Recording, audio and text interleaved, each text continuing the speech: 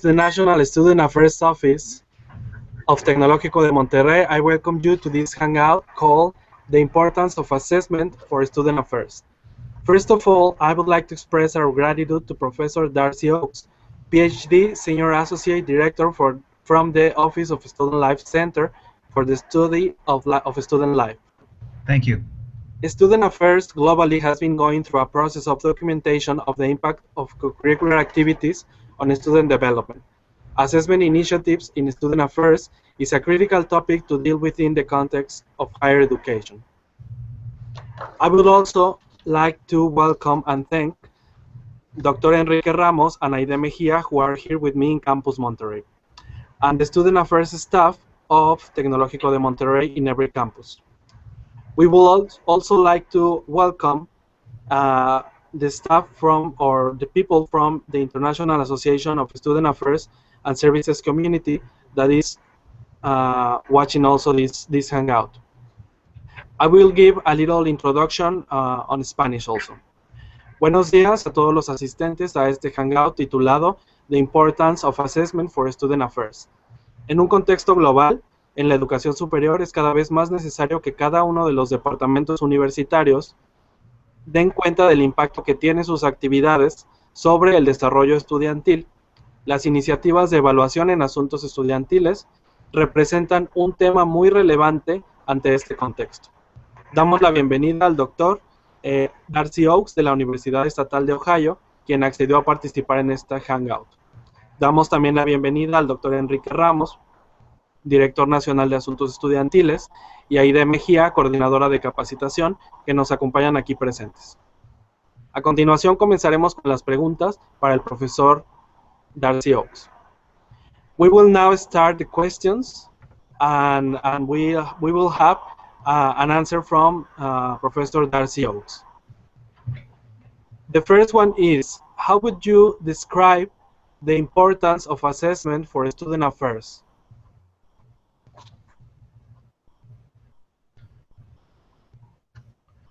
Describe the importance. Well, I think that it's very, very important.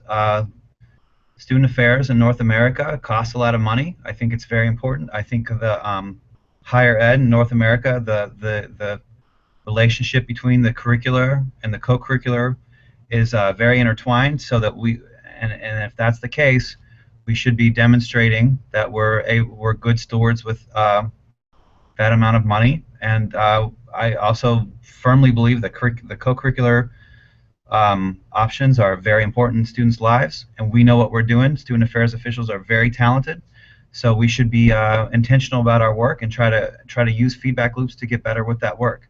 So for those two primary reasons, and then finally, we should be able to give learners a glimpse of what we feel like they're accomplishing. So for those three reasons, I feel like assessment is very important in student affairs. One, let's show that we're doing what we say we're doing. Two, let's show people that we want to get better at what we're doing. And three, let's help learners know or see what we think they're getting out of the experiences.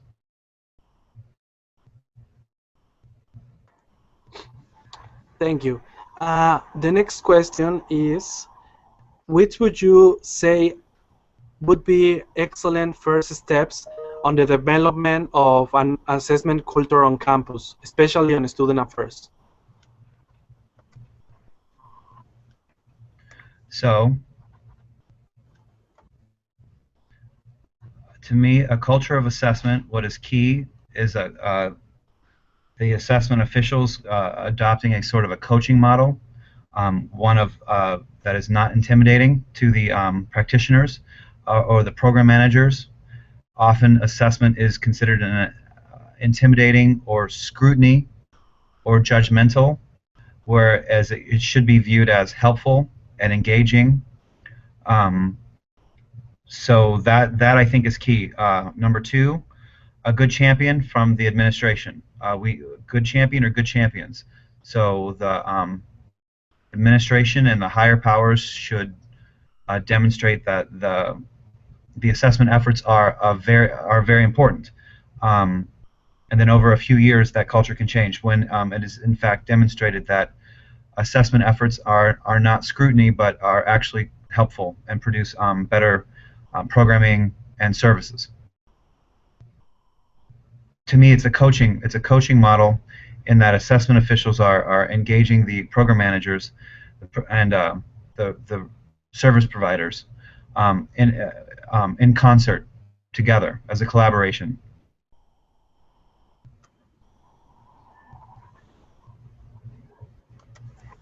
Thank you. Maybe to understand the context of your answer, it would be helpful if you could give us a little explanation of how are you organized to participate within the student affairs assessment in your university. I mean the organization that you have within your office. Okay. Okay. I'm gonna take the sweater off. So our division has 34 to 36 offices, and we are tasked with helping each of those offices with their assessment projects. The division is the Office of Student Life at Ohio State. There are also 5 or 6 or 7 large division-wide assessment projects, and then there are several partnerships that we have with campus partners and also with partners at other institutions. The idea is to try to focus on a programmer's service and become outcomes-oriented. That outcomes orientation is that it mostly focused on what are learners taking away after an experience or a service or a program. So it's primarily outcomes based. So learning outcomes should be derived from the goals of the program or the service, and then from there we can develop a sort of whether you're a unit or a division or a different sort of project or a week-long project or a semester-long project. So the variation is good. Context matters, and all those considerations should propel a sort of an assessment plan. They can take various manifestations, but the idea is to try to declare discrete goals so that you're able to measure them. For us, it takes a lot of different forms. It's helpful to know in the beginning what you'll do with the results, and then go from there. So each of the 34 offices, some of them are huge, like Rec Sports, Residence Life.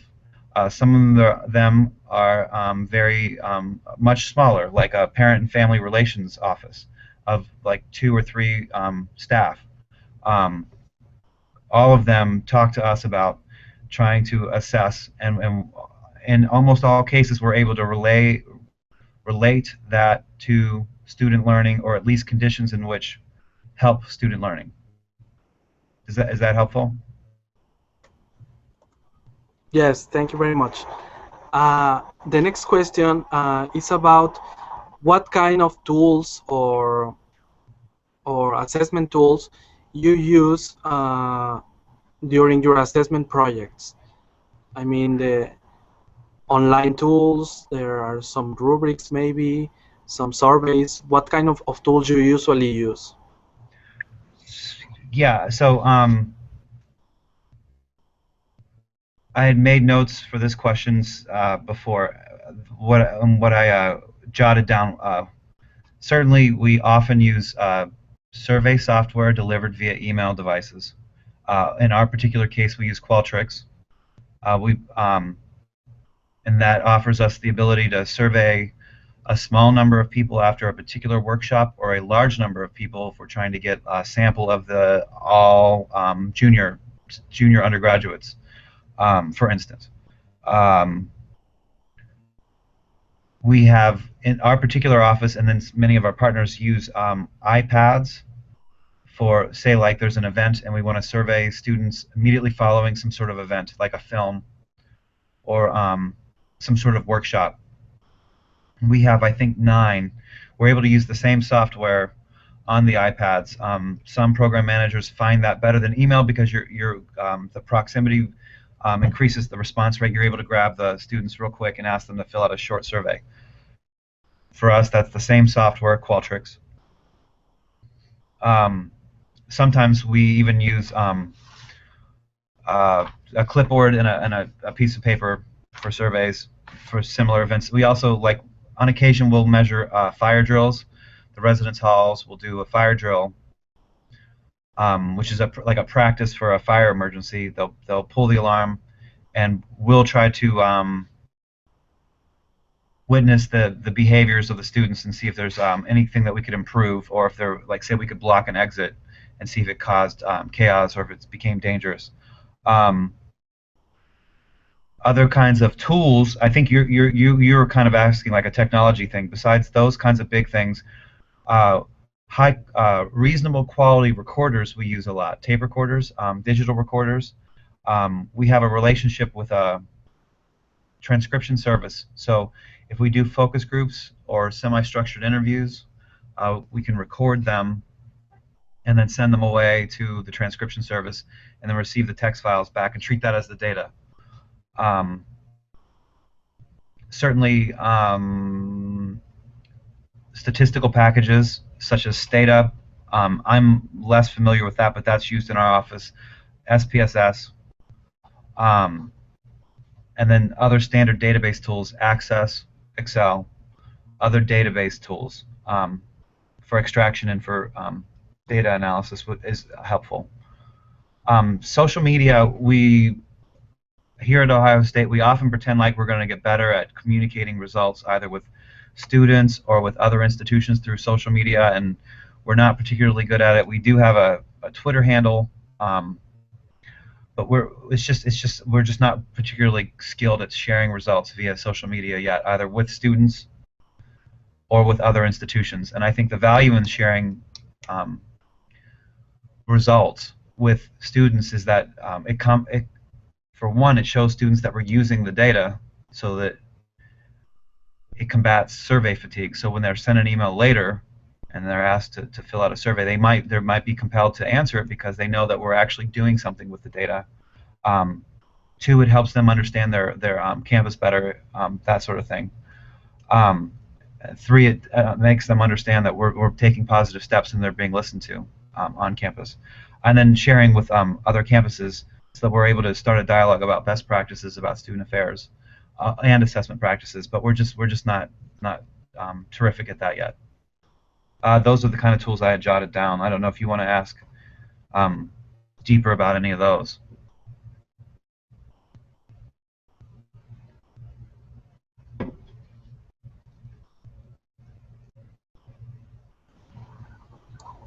Well, thank you very much, Darcy. We have another question that is maybe thinking on specific projects that you do. If you could give us an example of practices that you coordinate, maybe trying to help people to imagine the process that an office that requires assessment on something would have to follow in order to get a good practice.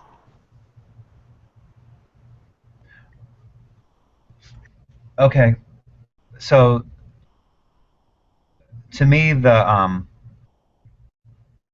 had delineated a couple of different kinds of projects, and to me, it's in every case the context. Every case is completely different. When I started my assessment work a few years ago, I often would say I see assessment as a social science problem.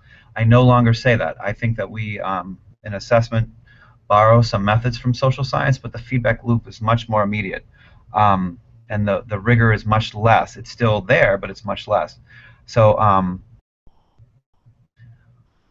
a couple of different examples would be with our Multicultural Center, they have a program called Drums and Dough. And the idea behind the program is that there are several different cultures represented, American or otherwise, and it has to do with music, the drums, and food or bread, the dough. So there are several different cultures presented each year, with some music and with drums, and then some food, which is bread, the dough. And then afterwards, we collect emails from those participants, and we send them a short survey via email.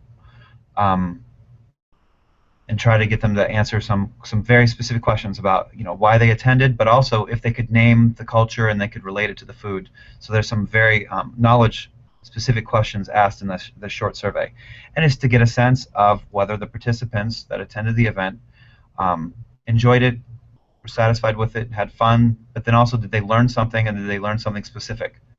That's one short example.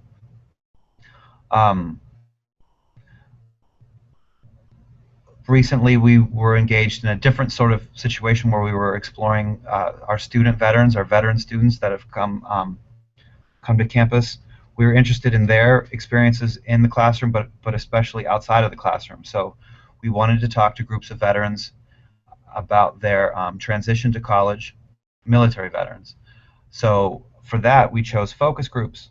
We recruited 5 different sets of focus groups. One was female only, and we had a general, we had a list of questions that we could, that was elastic, that we could follow up these questions, and we had vetted those questions with the Veterans Administration and other offices around campus.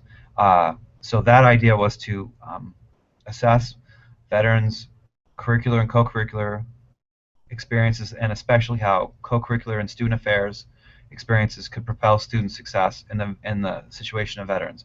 Very enlightening. We recorded those and then sent them out for transcription and then analyzed them. And we're just now coming up with recommendations from that set.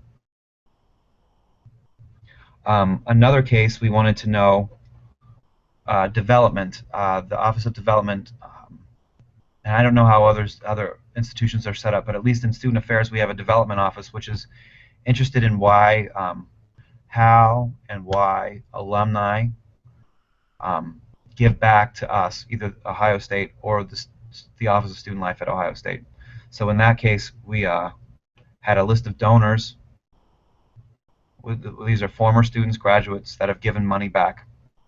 And we did interviews about why they were motivated or not motivated to give money to Ohio State and Student Life. So we did a series of interviews about that.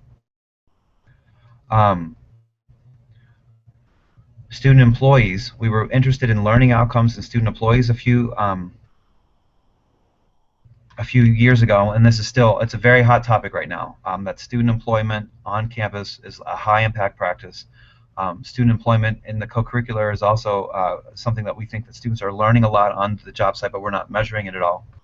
So we did, for that we used email surveys. We gathered lists of student employees inside Student Life, and then we asked them a series of questions, very much tailored around if they're gaining skills, if they understand that they're learning at work, if they feel like on-campus employment is propelling them towards their future and helping them practice transferable skills for their future careers.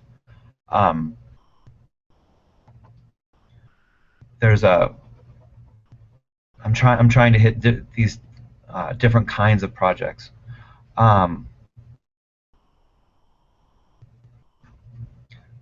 Housing, residence life is often every year very interested in the what the value added is by living in a residence hall, because you have access to a resident assistant, an RA, like a a staff employee that is kind of like your camp counselor in the residence hall, and all the various experiences you go through in the residence hall, and maybe you're part of a learning community, what that value added is. So we have a housing outcomes measurement evaluation. We call it the HOME, H-O-M-E survey. Most years we distribute that to every resident via email. We have incentives so that students are motivated to participate, and we usually have a reasonably high response rate about the value added of living in a residence hall. Maybe one out of every 3 years or 1 out of every 5 years, we use the EBI, which is an expensive but another very similar survey that we purchase. This year we're taking a break from either survey, and we're going to conduct focus groups for a couple of reasons. One, we want qualitative data around the value that students perceive from living in the residence hall, what they're learning, but two, we also want to validate and think about the constructs that are measured through the home survey and the EBI survey. But also three, we want to focus a little bit more on learning communities. We have like 18 or so learning communities where like a group of engineers live together, or there's some sort of subject that people are living together. They're grouped together. So we're focusing on learning communities a bit this year. So this year we're going to conduct focus groups next semester, maybe 10 or so. There's some debate as to whether we'll record them or not, but we'll probably end up recording them. I'm not sure if we'll transcribe them or just take notes. Okay. There's a large, similarly, there's a big program big push to get sophomores to live on campus. So we're currently building large residence hall on the north side. So we wanted to know from students a lot about those designs. So we kind of developed almost a game show approach to focus groups where we were having involved students come together and in an entertaining fashion conduct a focus group that was like that was very interactive and highly engaging. So we could have like differing types of furniture where the students could try out the differing chairs or the desks or the beds, the bunk beds for the residence hall, and give their opinion, or give their opinion about the kind of the thinking spaces, or the common space, or where the restrooms, the bathrooms should be, those sorts of issues. So we held a series of North District focus groups that were entertaining, and we recorded those. We probably did 6 of those, and we had 3 stations they'd rotate around, and then we'd write those up into reports, and it very much influenced the architectural design, the floor plans, and the look and feel of those spaces that are being built currently. Then 2 other big ones I would talk about. So in conjunction with building those dorms, we're developing those residence halls. We're developing a program we call STEP, Second Year Transformational Experience Program. It's a program about second years. So at this school and many schools, there's a focus on first years. We have a first year experience program where all first years are engaged in a particular set of success series, lectures. They have a common class and a common book they read. We're developing one for second years. This is the second year of the program. In that, the first year, it has to do with engaged in several co-curricular options, but also you get to the students will apply for some funds to have an experience, like a research experience or an artistic experience or an internship, or they can study abroad. In doing so, they're asked to, upon their return, share a reflection on what they did. It's like what, so what, and now what. So they write a sort of an essay about what they did and what they learned from it, and then how it might influence their future. So one of the exciting things that we've been working on this last semester, we've been doing 2 things. So the pilot group that first year has already gone through, most of them have gone through their experience and they've written this essay. So our office has helped develop one rubric. So that first rubric, rubric 1, is about trying to figure out if those students fulfilled the assignment. There's no grades for this assignment. So they're evaluated unsatisfactory, satisfactory. I had one here, but I think I don't know what I did with it. But especially we have a 4th column which is exceptional, and if they rank very high on the exceptionals, we're going to go back to that student and ask them, can we use your essay for an example for next year, which is this year. The idea behind that is to judge whether or not they satisfied the minimum requirements for the reflective essay, and if they've shown transformation. And that can be feedback to the individual learner. But secondly, we have a different purpose. So we are developing a second rubric. In time, maybe in the future, we can combine them, but for now, we're keeping the second one separate. This one is to take the same set, these reflective essays in the aggregate, and try to code them or evaluate them on a rubric to see if we can see evidence of our intended outcomes for the program. We expect sophomores would be transformed by this experience, and that they might learn something, they might be able to articulate it, they might hopefully have a relationship with a faculty member or their mentor, a relationship with their peers. And so we're developing a rubric to evaluate those reflective essays. For now, we're keeping those two separate. Rubric 1, minimum requirements to the student, and Rubric 2 is the program doing what we think we're doing. And in time, hopefully, we can combine them because it's a lot of effort. There's like 600 essays. One more example. So most assessment work is not that complicated. The ones I've been naming have been pretty complicated, and we have a big office, and we so when we're invested, we're trying to get these evidence of learning and try to get things underway. Most assessment processes are often self-report surveys. It's not great, not direct, indirect. It's not terrific, but it's something. The last example is kind of a complicated one, and it blurs into the research area. Ohio State has a lot of international students, and that that number is rising. More and more students are coming, especially from China. We want to make sure that we're able to help the students have a good experience here. If they're going to travel so far and choose us, we want to make sure that they're supported in their academic endeavors. So we kind of have a two-step plan to try to assess how they're viewing their time here in Ohio. One, we're going to recruit approximately 16 international students to keep an activity diary for a week.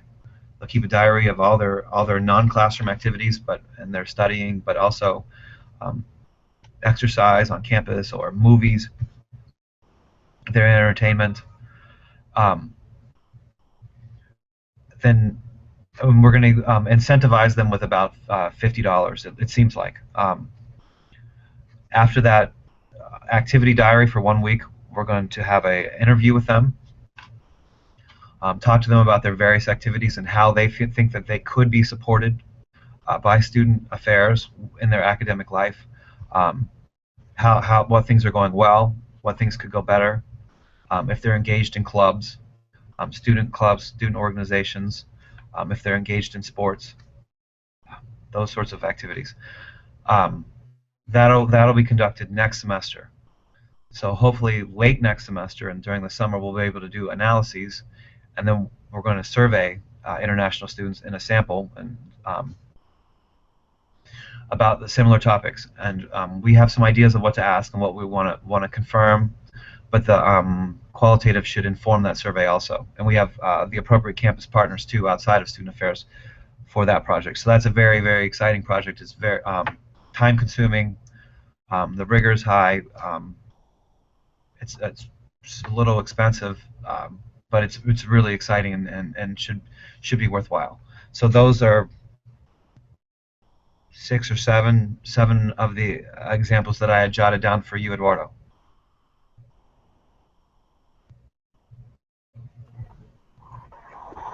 Yes, thank you, Darcy. Thinking about these examples that you give, I would like to ask you about the who has the initiative or the motivation to do these assessment efforts. I mean, if you contact the departments that you think that need help in some assessment projects, or do they contact you and then you follow the process along them, or how is this process, and who has the motivation or the initiative? Good question. So in my particular case, I'm not a professor. I'm not a I work for the division. So it's the vice president of student affairs, who is my boss's boss. But she is our champion, and so she wants data so that she can make data-informed decision-making. In those cases that I'm describing, either the stakes are high and we want to make sure our students are having the experience that they want, international students, veteran students, or we've spent a lot of resources on something. The second year experience, building the giant residence halls. So the stakes are high, and it's obvious that we want success.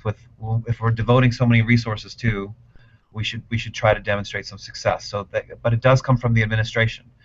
It comes from the administration, to me. We do partner a lot with some professors in the higher ed department, so they are often interested in leadership and other kinds of things that we're interested in, but they're more interested in research rather than improving the organization, whereas we're very interested in improving the organization, and we don't claim academic freedom. We're trying to improve the students' experiences here now, whereas professors are more interested in coming up with generalizable results, publishing research manuscripts. And we do some of that too, but our primary consideration is improving programs and resources and services for students now or next year.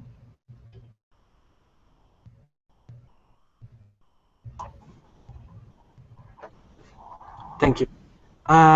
We have another one question regarding how do assessment efforts help with the development or evaluation of general undergraduate learning outcomes declared on your university, or how do this works in Ohio State University specifically?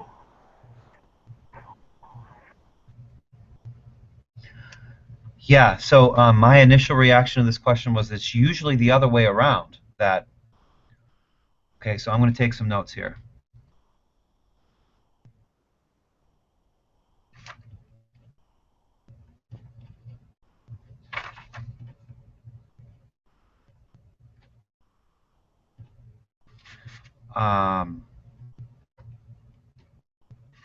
So I would think in most cases the faculty and the provost and the chancellor and the people that decide the canon and the curriculum declare general learning outcomes for the institutions, and then the student affairs and the student success and the student life people fall under that umbrella. We know we do our jobs well, we know we're good at what we do, but generally we're following the curriculum goals. However, we are at least engaged here at Ohio State. Well, I would say a couple things. Learning Reconsidered 2 shows us, what was that? Was that 2006, 2004? It's a great publication that kind of shows us that the other side of the academic coin is always the co-curricular. It also gives us the ability to talk about experiences, experiential education, constructivism. All these out-of-the-classroom things that happen for students are very important and very impactful. So we do have to be at the table. We ought to be at the table about general learning outcomes.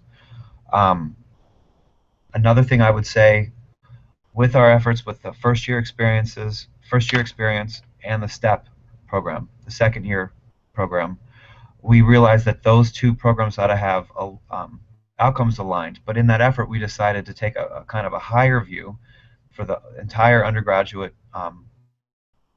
all 4 years or 5 years or 6 years, about co-curricular outcomes, co-curricular competencies. And so we've worked with our other co-curricular partners around campus to develop a really good list of competencies. We call them the co-curricular competencies. And now we're shopping them around to the Faculty Senate and other big, giant groups and committees. It's very interesting because some faculty are resistant to the idea that we would have our own set. Why would you need co-curricular competencies when we have general ed outcomes? Why not just use the general ed outcomes? but they're different. They're different. They're not. They overlap, but they're different. Okay. All that being said, and that's all up, above my pay grade. Someone's making decisions. Let's measure it. But there is a movement in assessment. Certainly out east in New York, with Sonia, et cetera, at NYU. On campus, we've been trying to think about things, and this is the idea that you could ground learning outcomes in student experiences. So you could actually go, so you have a program, you could go to the students and interview them and talk to them in focus group form or in some sort of qualitative form and figure out what they think that they're learning and work backwards. Use induction to figure out what they feel like they're learning at whatever the service is or the program is or the experiential thing. So at our school, we have a program where our undergraduates go to prisons where there's it's not a prison, it's a jail for like youth, like 14-year-olds, 13-year-olds, 15-year-olds have gotten in trouble, and they're so they're I don't know what the word is, but they're like in jail, but it's for kids. So some of our college kids go and help them and talk to them and teach them things. It's a really cool program. So we've been interested in trying to figure out what our college kids will be learning in such a great experience. I'm helping the incarcerated youth. So that's an example of where we're like turning it on its head. We're flipping it over. We're going to the actual constituent and then trying to derive what they're learning, and then maybe we'll be able to distill some learning outcomes, and then maybe in another year down the road come up with a different assessment sort of plan. But as far as well, then I should probably say this. 20 years ago, accreditation situations, at least in the United States, didn't talk to the student affairs people. That's much different now. So now student affairs here is heavily involved with the accreditation process. So at least in the United States, we have to get, like, basically we're trying to show that we're giving kids what we say we're giving them, and the provost and the academic units and the academic affairs are talking to student affairs about learning outcomes and assessments and how we can show that what we claim that we're giving to students we're giving to them. And it's been a heck of an experience, and it's very cool, and I only see it moving in that direction, that student affairs will be more consulted about learning and measuring learning and showing evidence of learning, evidence of learning in higher ed. As higher ed is so expensive, but we know experiential stuff works, we're going to be asked to try to show that and demonstrate it. So I'm not really sure, but those are a couple of ideas that generally I see it coming from academic affairs first, and then we fall under. But Learning Reconsiders demonstrates that we're the other side of every coin. So we know that constructivism works, experiential education works. Students love it. We are talking about competencies on this campus, co-curricular competencies, and internships and what you get out of internships and all this experiential stuff, and then maybe even grounding that learning in the actual constituents and interviewing them and figuring out what the young people are learning in their own words, and then work backwards, come up with some outcomes, and then measure forwards, which is awesome. But no one's ever done it yet, so we'll see.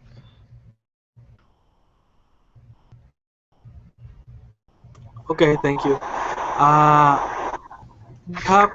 We are giving now some minutes for questions from our audience that they can send us through the Google Hangout link that you have.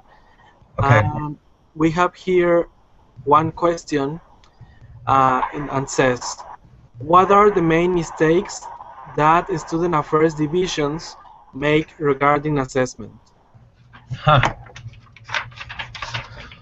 May I ask my division or divisions in general? Divisions in general. Could you repeat the question one time? What are the main mistakes that the student affairs divisions make regarding assessment?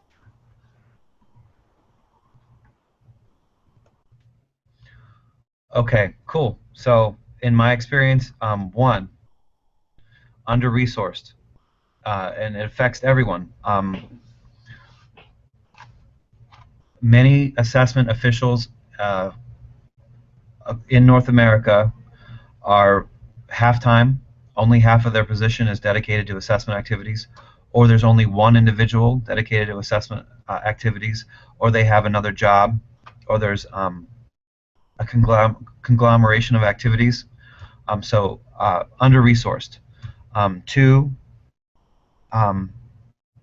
so under-resourced in terms of people, but also, two, under-resourced in terms of technology, tools, skill sets. So even if you might have 2 or 3 people involved, they ought to have skill sets, statistical skill sets, know about learning, learning development, learning theory, social science.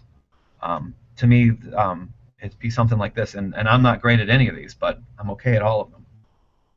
Social science, learning and development, organizational theory, those kinds of things are very important. And org theory, so that you understand that organizations change, but also orders come from above. You got to listen. You got to align with administration many times.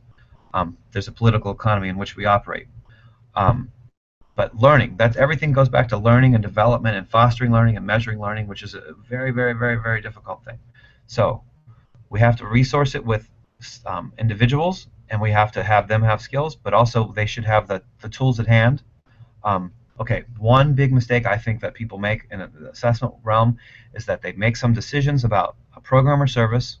Those decisions might result in some learning outcomes being stated, and then they measure, and they feel like that was cemented into a gravestone, that those words were carved into a gravestone in a graveyard, and it's there forever. So next year you have to do the same thing. And I'm here to tell you that you have to revise and change all the time. Be creative with methods. Another thing that people make mistakes, that the rigor isn't high. So we should try to, and we should vary methods, and we should try to have high rigor. Another thing that we have to combat, a huge mistake, is over-reliance on surveying. Our students are over-surveyed, so they're resistant to surveys. Two, assessment, another big thing is that we are very reliant on satisfaction measures, very reliant on indirect measures. We're very reliant on self-report. So we have a financial wellness program. We teach kids about their checkbook, about student loans, about credit cards. It's extremely important. I wish I had it as an 18-year-old, 19-year-old. I'd be a lot better off. We send them an email and ask them to reflect on this, and then it's all self-report. There's no direct measure. So we should get better at direct measures also. So another mistake I think is that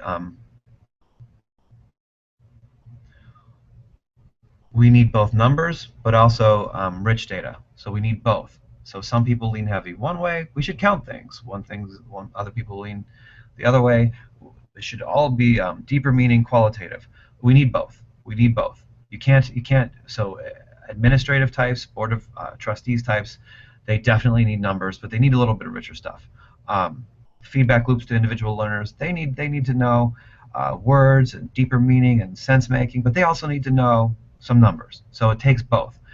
To favor one for the other, I think, is just a mistake. In some cases, sure, but nothing should be cemented. Context always matters, and don't be afraid to change it up, even if that means changing your actual learning outcomes next season. It is what it is. Assessment results shows you something. Okay, another mistake. Assessment officials don't have academic freedom, so that they can't figure out how to report negative results. And I'm here to tell you that negative results aren't negative results. They're positive results, because they should result in a better program or service later. So my trick is sandwich that between two good things. You know something's bad, you figured out something bad from the survey or from the rubric, have something good to say, fit in, well, we could probably fix this up a little bit, and then say something good, and so sandwich the bad with the good. But know that negative results are an opportunity.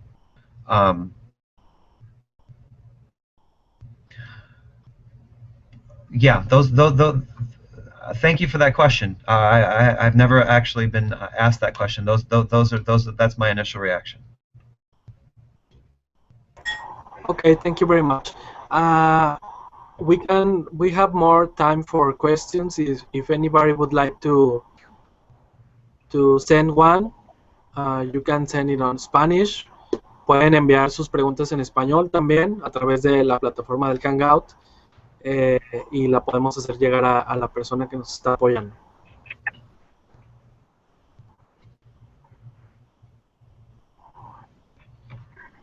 Sí.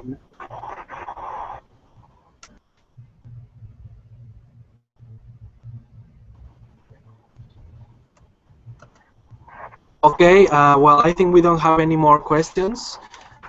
Some of the people attending the conference say that the information is